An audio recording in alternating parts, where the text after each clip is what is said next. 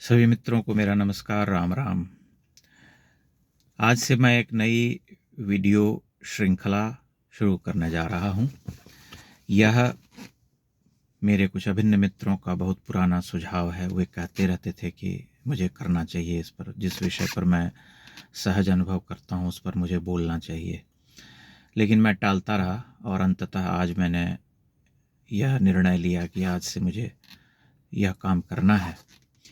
इसका आरंभ मैं अपने मंदिरों की यात्रा श्रृंखला से करूंगा, क्योंकि उस यात्रा श्रृंखला से जो अनुभव मैंने प्राप्त किया उसे लंबे समय तक साझा किया जा सकता है। और इसका आरंभ मैं कक्कन मठ के देवालय से करना चाहता हूं। आप जानते हैं कि कक्कन मठ के बारे में जो लोग मुझे फेसबुक पर पढ़ते रहे हैं वे जानते हैं कि मैंने कक्कन मठ के बारे में कई बार लिखा है। और कक्कन मठ एक विस्मयकारी देवालय है। जो मूल स्वरूप उसका रहा होगा उसके बारे में केवल कल्पना हम कर सकते हैं। कक्कन मठ के बारे में एक धारणा बनी हुई है, एक भ्रांति है समाज में कि वह जो है भूतों के द्वारा निर्मित है। और वह कतिपय जो बड़ी संख्या में यूट्यूबर्स हैं जो कि इन स्थलों पर वीडियोस बना रहे हैं, रील्स बना रहे हैं, जो भी कर रहे हैं, वो सब इसको प्रचारित करने में अग्रणी रहे हैं, आगे रहे हैं। और उसने हमारे इतिहास बोध को बहुत ही विकृत किया है, क्योंकि हम अच्छी तरह से जानते हैं कि हमारे ये देवालय जो प्राचीन भारत में बनवाए गए थे, ये सब किसी भूत प्रेत एलियन के नहीं होते थे बनवाए हुए। इन्हें हमारे प्रतापी सम्राट राजा बनवाते थे और इसमें बड़ी तपश्चर्या और साधना लगती थी। कक्कन मठ का निर्माण जो है 11वीं शताब्दी में कच्छप घात वंश के राजा थे कीर्तिराज, उन्होंने करवाया था। और ग्वालियर के किले में एक शिलालेख है जहाँ पर कि ये लिखा हुआ है कि कीर्तिराज ने सिहोनिया या प्राचीन भारत में सिंहपाणी ये गांव जिसे कहते थे, वहाँ पर एक असाधारण मंदिर का निर्माण करवाया है। वही सिंहपाणी जो है आज सिहोनिया के नाम से प्रसिद्ध है, मुरैना ज़िले में, जहाँ पर कि कक्कन मठ स्थित है। कक्कन मठ का महत्व इसलिए बहुत अधिक है कि जब हम उस मंदिर को निकट से देखते हैं तब हमें यह पता चलता है कि यह कितना बड़ा, कितना भव्य, विराट और विस्मयकारी अलंकृत देवालय रहा होगा। चूँकि उसे बहुत ही निर्दयता से तोड़ा गया। जब हम उसे देखते हैं, जैसे मैंने पहली दूसरी यात्रा में यह ध्यान से देखा और समझा कि जो इसका शिखर है उसे गोला दाग करके नष्ट किया गया है। लेकिन वो प्राचीन भारत की वास्तुकला या जो विज्ञ वास्तुकार थे उनकी विद्वत्ता और उनकी जो मंदिर निर्माण कला थी उसकी प्रशंसा करनी होगी कि उन्हें उन देवालयों को वो तोड़ कर भी पूरी तरह से तोड़ नहीं सके। जैसे कक्कन मठ का जो शिखर है वह लस्तम पस्त है, खंडित प्रस्तर खंड जो है लटके हुए हैं इधर उधर, यहाँ वहाँ से विशालकाय चट्टानें, हजारों हजार टन भारी चट्टानें जो हैं हमारे सिर के ऊपर से उल्टी सीधी लटकी हुई दिखाई पड़ती हैं।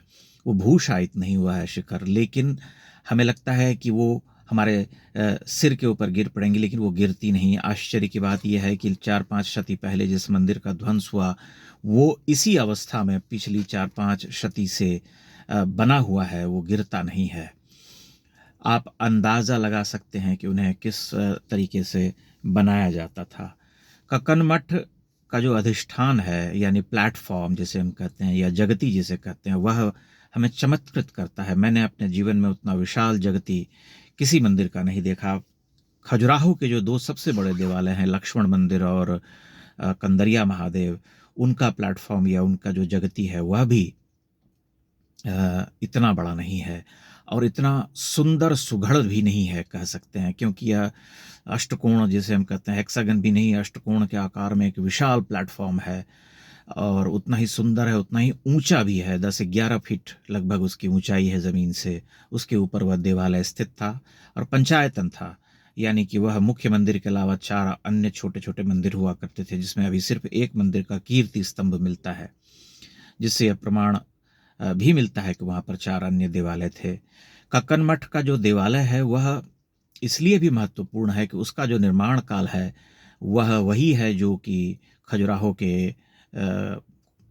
विराट और सबसे भव्य मंदिर कंदरिया महादेव का रहा होगा। 10, 15, 20 वर्ष का अंतर हम समझ सकते हैं, क्योंकि वह भी 11वीं शताब्दी में 1020-25 के आसपास बना था और लगभग इसी समय ये मंदिर भी बना है, जो कि इस सत्य की भी स्थापना करता है कि उस समय एक क्षेत्र विशेष में 2 अलग-अलग वंश के राजा बड़े और भव्य मंदिरों का निर्माण करवा रहे थे।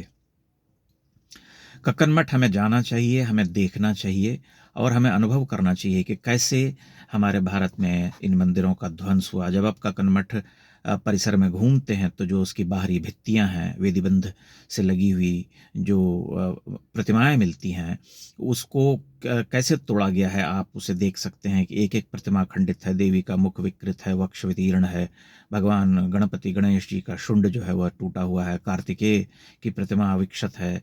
उसी तरह से अन्य देवी देवताओं क्या कहते हैं, गंधर्वों और यक्षिणियों की प्रतिमाएं या द्वारपालों की प्रतिमाएं जो भी हैं, वो सब के सब जो हैं वो तोड़ी गई हैं। और उनसे आप अंदाज़ा लगा सकते हैं कि मंदिर का कैसे सिलसिलेवार ध्वंस हुआ। और इस बहुप्रचारित झूठ को भी आप जो है मलिन कर सकते हैं कि ये सब देवालय भूकंप में टूटे। भूकंप में कभी भी ऐसा कोई सिलसिलेवार ध्वंस नहीं होता है, ऐसा सिस्टमैटिक जिसको कहते हैं डिस्ट्रक्शन, वो संभव नहीं होता है।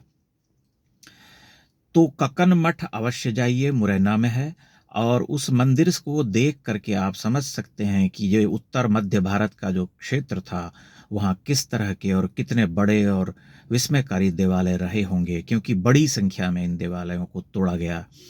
जो अगला वीडियो मैं बनाऊंगा उसे बटेश्वर पर केंद्रित करूंगा। बटेश्वर आप जानते हैं, मैंने कई बार बटेश्वर के बारे में लिखा है। कई लोग कंफ्यूज हो जाते हैं, भ्रमित हो जाते हैं, उन्हें लगता है कि मैं बाह बटेश्वर की बात कर रहा हूं जो आगरे के पास है, लेकिन मैं मुरैना में ही जो एक बटेश्वर गुर्जर प्रतिहारों के द्वारा निर्मित देवालय परिसर है उसकी बात करता हूँ हमेशा। और वहाँ 7वीं 6ठी शताब्दी से लेकर के 9वीं शताब्दी के मध्य 200-250 वर्षों के अंतराल में एक विशाल का देव परिसर का निर्माण हुआ था, जिसमें लगभग 200 से अधिक मंदिर थे, अलग अलग आकार प्रकार के, कुछ मंदिर मंडपिकाएं, और उन मंदिरों को तोड़ा गया बड़ी निर्दयता से, जिसे बाद में के मोहम्मद के संरक्षण और निर्देशन में कुछ मंदिरों का पुनर्निर्माण हुआ। और आज भी जो है वहाँ सुधा मूर्ति फाउंडेशन जो है वो उन मंदिरों का पुनर्निर्माण कर रही है, जो कि एक बहुत ही अच्छा और प्रशंसनीय कार्य है।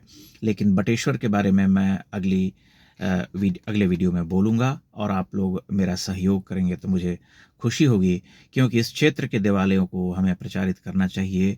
उन पर जो इतिहास की काली की धूल पड़ी हुई है, जो असत्य का आवरण पड़ा हुआ है, उसे हटाना चाहिए और हमें बताना चाहिए कि इस क्षेत्र में कैसे विराट भव्य और महान मंदिर हुआ करते थे। बहुत बहुत धन्यवाद।